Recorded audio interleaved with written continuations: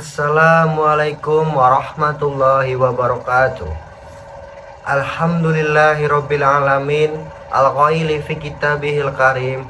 Hal ataka hadisu dhaifi Ibrahim al-mukramin.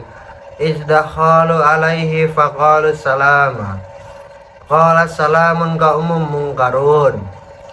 Wassalatu wassalamu ala asyrafil anbiya'i wal mursalin Nabiyyina Muhammadin sallallahu alaihi wasallam wa ala alihi wa ashabihi wa tabi'in. Asyhadu an la ilaha illallah wahdahu la syarikalah wa asyhadu anna sayyidina Muhammadan abduhu wa rasuluh la nabiyya ba'da. Amma ba'du, faya ayyuhal hadirun al-musallun ittaqullaha haqqa tuqatih wa la tamutunna illa wa antum muslimun.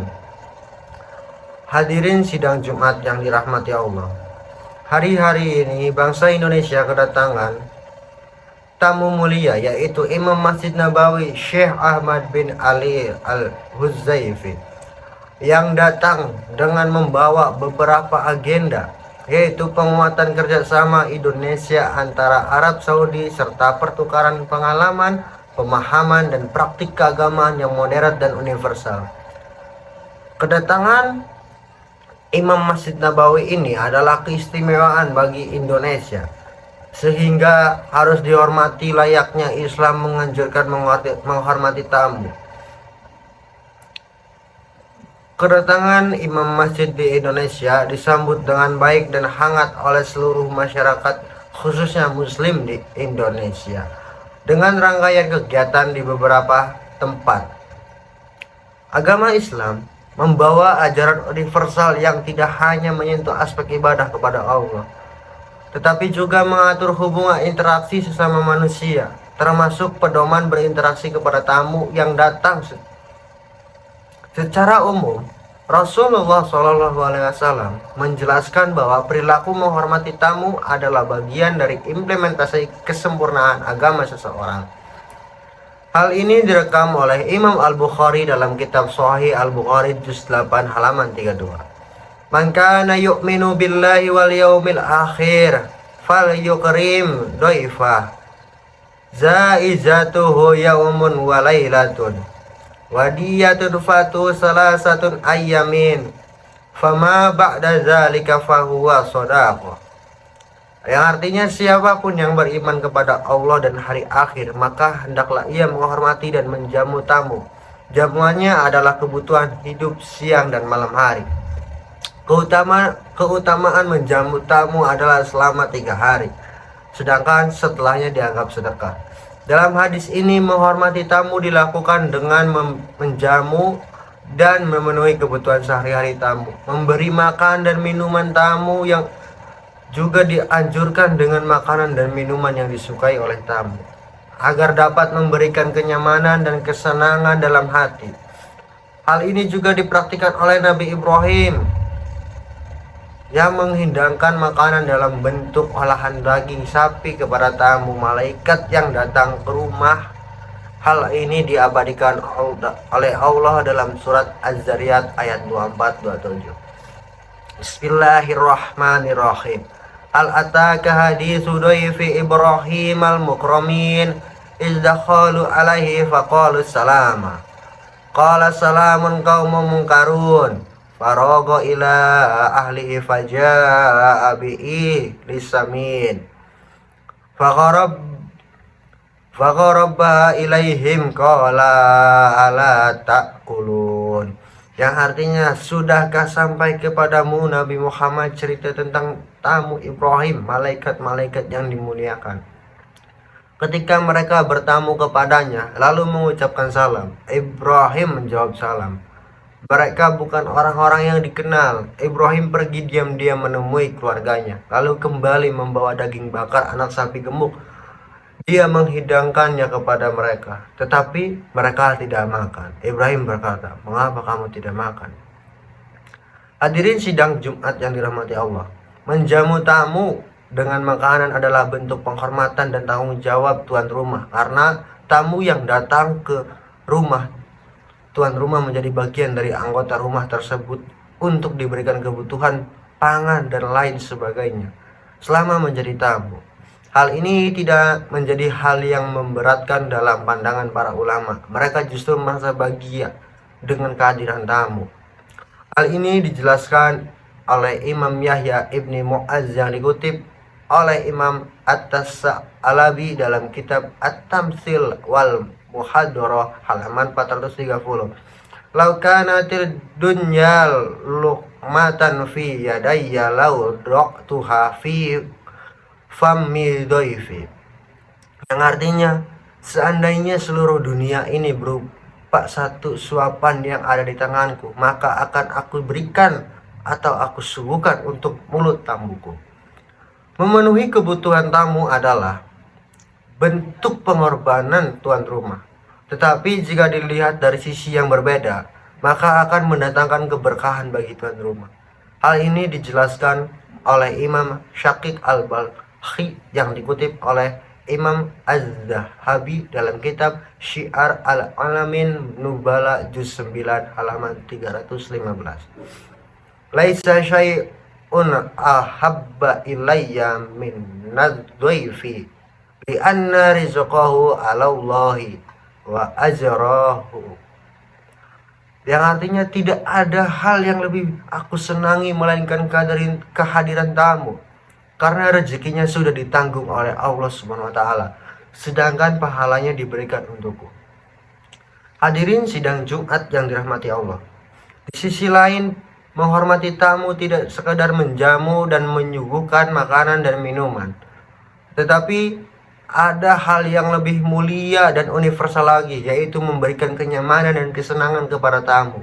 Hal ini ditegaskan oleh Imam Al-Auza'i yang dikutip oleh Imam Al-Ghazali dalam kitab Ihya Ulumuddin juz 2 halaman 18. Qila lil Auza'i radhiyallahu anhu ma karamatu dhaifi qala talaqatun wal wajhi wa tayyibul hadis. Yang artinya, Imam Al-Auza'i pernah ditanya, apa yang dimaksud memuliakan tamu? Ia menjawab, menatap wajah dengan ramah dan berbicara dengan santun. Memberikan kenyamanan dan kesenangan merupakan sesuatu yang paling dibutuhkan oleh seorang tamu.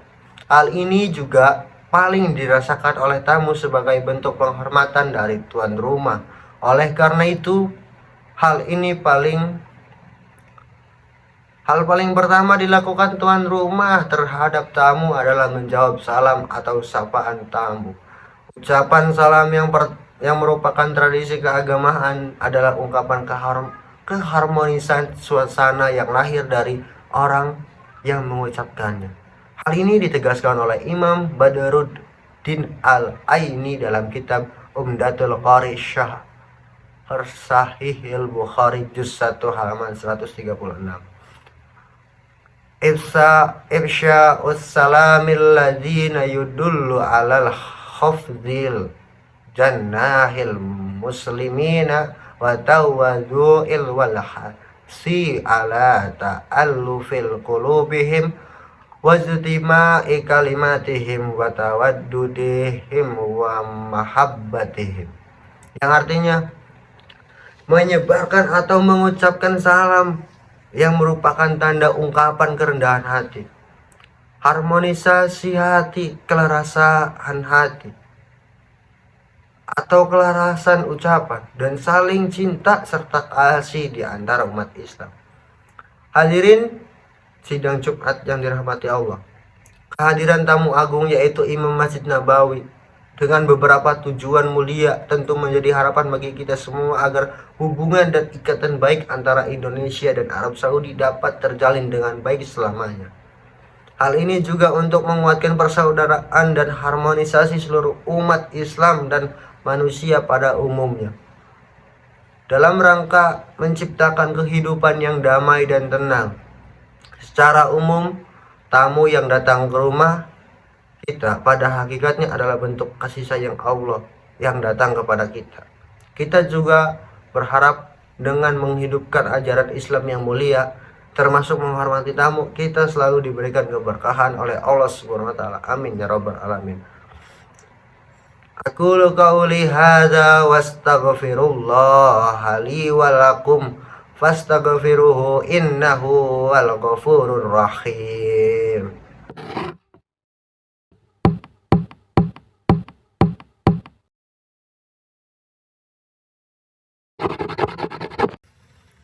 Alhamdulillah wassalatu wassalamu ala nabiyyina Muhammadin ibni Abdillah wa ala alihi wa ashabihi wa man tabi'ahum bi ihsanin ila yaumil qiyamah. Asyhadu an la ilaha illallah wahdahu la syarika lah wa asyhadu anna sayyidina Muhammadan abduhu wa rasuluh la nabiyya ba'da amma ba'du faya ayyuhal hadirun al muslimun ittaqullaha haqqa tuqatih wa'lamu annallaha ma'al ladzina ittaqullaha wal ladzina hum muhsinun. Qala ta'ala innallaha wa malaikatahu yusholluna 'alan nabi ya ayyuhalladzina amanu shollu 'alaihi wa sallimu taslima. Allahumma ghafir lil mu'minina wal mu'minat wal muslimina wal muslimat al ahya'i minhum wal amwat. Allahumma a'izzal islam wal muslimin wa adila syiraka wal musyrikin. Allahumma dafa'anna al bala wal waba wazzalazila wal mihana wa su'al fitnati ma zahara minha wa ma batana an baladina Indonesia khaswatan wasairil buldanil muslimin amma ya rabbal alamin. Rabbana atina fid dunya hasanah wa fil akhirati hasanah wa qina adzabannar. Rabbana zalamna anfusana wa illam taghfir lana wa tarhamna lanakunanna minal khasirin.